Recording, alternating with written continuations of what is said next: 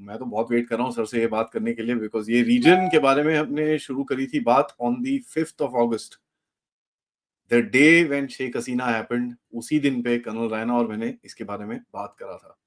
Yes, we both look the same and yes, you are wearing the same colour. Let's move on. नमस्कार sir, welcome to the show. Namaskar Adi, namaskar everybody, and namaskar to those who keep telling us we're brothers. Yes, we are. And thanks. Colour भी same है ना sir, colour भी आज तो हो ही रहता है by some coincidence. But in any case sir, मेरा थोड़ा ज्यादा आर्मी है, आपका थोड़ा ज्यादा वॉर लाइक है सर। थोड़ा करके बाद थोड़ा फेड हो जाता है ना, उसके बाद तो वैसा कलर है। हम अभी नए नए जवान हैं सर, न्यूली रिक्रूटेड, नई यूनिफॉर्म मिली हमको। सर ये जो हो रहा है वहां ईस्ट में, वी हैव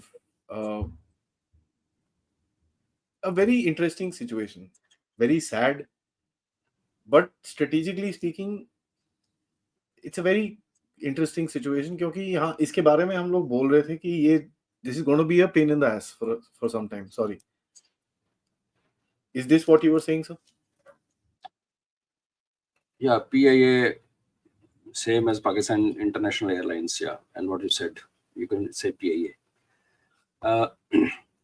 आदि बांग्लादेश की बात तो हमने की थी, ऑफ कोर्स सेम डे। और एक बात जो अगेन टाइम एंड अगेन आती रही है ऑलमोस्ट ऑल आवर डिस्कशंस की, आने वाले दिनों में यहाँ पे भारत के अंदर जो 0.5 जिसको हम 1.0 कहते हैं, वो अभी गंद फैलाएगा। This was expected. कोई अगर ये माने कि वक्फ बिल ना आता तो या पंगे ना होते या कुछ और पैदा कर लेते, they could have created anything. देखो लैंग्वेज प्रॉब्लम नॉर्थ साउथ चल रहा था पैरेलल, है ना। तो इनके पास जो राहुल गांधी ने एक बार कहा था कि भारत में केरोसिन छिड़का जा चुका है और बस माचिस की देर है। हालांकि उसने अपने दूसरे तरीके से बोलने की कोशिश की, बट ये सब उनकी किया कराया धरा है। तो ये जो सीरीज ऑफ इवेंट्स, अगर आप उसको आप ज्यादा पीछे ना जाए तो फॉर्म ऑफ प्रोटेस्ट से शुरू कर दे, तो एक के बाद एक के बाद कुछ ना कुछ, कभी सीए आ गया, कभी कुछ आ गया, कभी कुछ ना आया तो उसके ऊपर प्रोटेस्ट हो गया, एनआरसी, अग्निवीर जैसी चीज के ऊपर प्रोटेस्ट हुए। तो ये एक्सपेक्टेड है, और अभी और भी बड़ा एक्सपेक्टेड है। इनफैक्ट ब्लड इन स्ट्रीट हम बहुत बार बोल चुके हैं। Unfortunately for Hindu community it is now happening in Murshidabad, और आज साउथ 24 परगना में भी शुरू हो गया।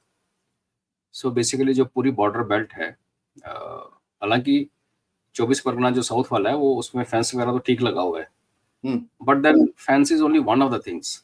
ऐसा तो नहीं है कि इंडिया पाकिस्तान के बीच में फेंस है और इसमें लोग आते जाते नहीं है। वो जिसको आना होता है वो आ जाते हैं, जिनको रास्ता ढूंढना वो ढूंढ लेते हैं। करप्शन हमारे सब कॉन्टिनेंट के डीएनए में भी काफी है, तो बड़ा कुछ हो जाता है।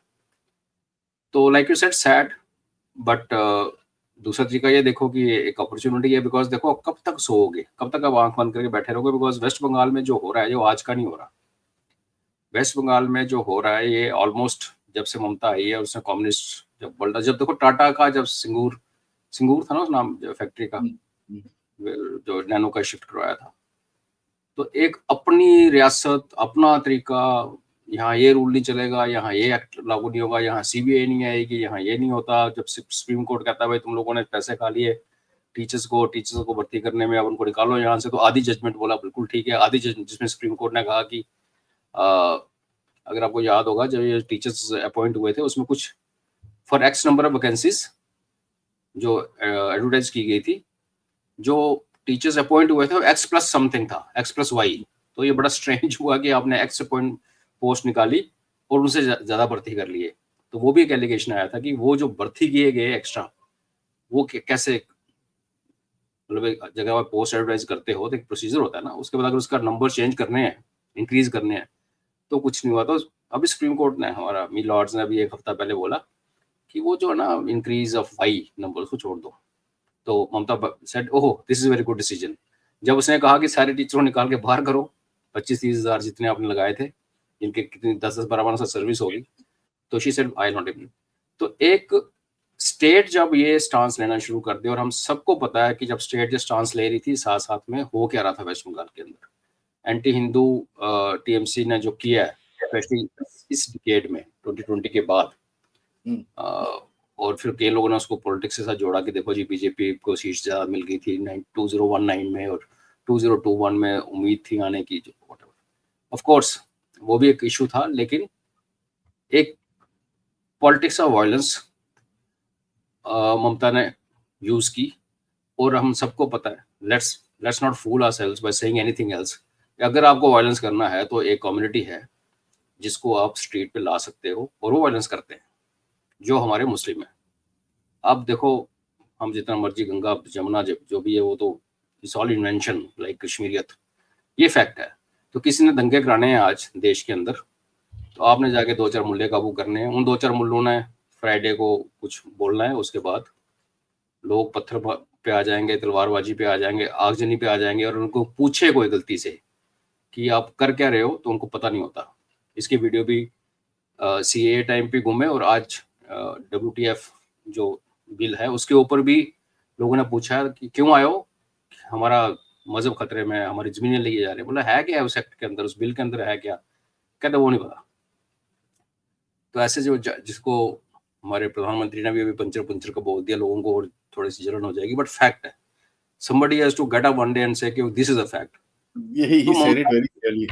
हाँ, और ममता की पॉलिटिक्स और उसमें जो टूल्स, वो जो 2 टूल्स, क्योंकि देखो और वायलेंट कौन है इंडिया में जो हमारे सब कॉन्टिनेंट में? कम्युनिस्ट को हटा के ममता रूल करने आई, है ना। तो कम्युनिस्ट के साथ उसकी जो जो गुंडे उन्होंने पाल रखे हैं वो उसने यूज नहीं किए, उसने एक नए ग्रुप को आइडेंटिफाई किया जो ऑलरेडी एग्जिस्टिंग था।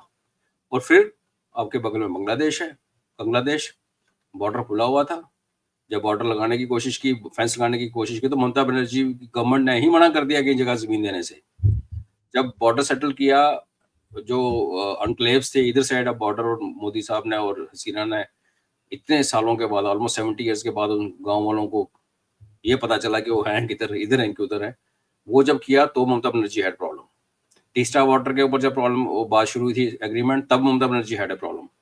She सो wants to आप play politics on everything। Everything, और टूल जो चुने उसने इंटेलिजेंटली, अगर यही वेस्ट बंगाल कहीं मध्य प्रदेश की जगह पे होता तो टूल्स उसको मिल जाते, लेकिन जो इसकी ज्योग्राफिकल लोकेशन ऐसी है कि उस टूल्स की एक अनलिमिटेड सप्लाई उसके पास है। और जो यहाँ से सप्लाई आ रही है वहाँ डिस्प्रेशन इतनी ज्यादा है कि दिन ब दिन वहाँ खाना पीना हर चीज कम हो रहा है। दिन ब दिन वहाँ ऐसे वाले घुसे हुए, दिन ब दिन वहाँ चाइनीज आके मुंह मारने शुरू हो चुके हैं, दिन ब दिन वो डूबता हुआ देश है, डूबता हुआ देश, और जिसको देश कहना भी गलत होगा। तो वो एक अनलिमिटेड सप्लाई दे रहा है ऐसे टूल्स को, जो कि ममता जैसे लोगों को, जिनको सीखना चाहिए था कि जो शेख हसीना के साथ हुआ इसके साथ भी, और जो जिन लोगों ने BDR वालों के जनरल को खुद मारा था, शेख हसीना को ऑलमोस्ट टांग दिया था, आप उनके साथ उनके ऊपर राइड कर रहे हो। मालदा आज से 10 साल पहले ही लोगों ने बोलना शुरू कर दिया था कि जो next drug producing belt Afghanistan के बाद वो सब कॉन्टिनेंट में मालदा है, वहाँ ओपियम उगाई जाती है, और वो जो लैंड्स हैं वो उसमें काफ़ी सारी लैंड सरकारी हैं जो कि उनके कब्जे में है। तो ये होना ही था। तो मैं इसको पॉजिटिवली ये देखता हूँ कि ये हो रहा है, तो जो हम आंख बंद करके और सेक्युलरिज्म के हाँ, वो आई थिंक अब स्टेज आ गई कि इसको इग्नोर नहीं किया जा सकता। अगर और इग्नोर करेंगे तो फिर एक सुसाइडल है थॉट। तो सरकार, मुझे लगता नहीं कि हमारी जो सेंट्रल गवर्नमेंट इतनी सुसाइडल है, हालांकि हम जानते हैं कि कभी कभी हमें लगती बहुत नरम है, बट आई थिंक ये जो सिचुएशन अभी क्रिएट की है, जो अब अपना कम्युनिकेशन डिस्टर्ब करने की कोशिश की आपने, एक पीसफुल प्रोटेस्ट को बोल के और इतना वायलेंट कर दिया, और एक कम्युनिटी को आपने टारगेट किया है, तो I think it's a wake up call, possibly a final wake up call.